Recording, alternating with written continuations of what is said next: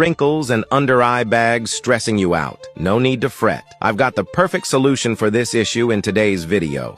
Get rid of puffiness and wrinkles under your eyes in just 3 days with 2 simple recipes to banish dark circles and puffy eyes. Let's start with the first recipe.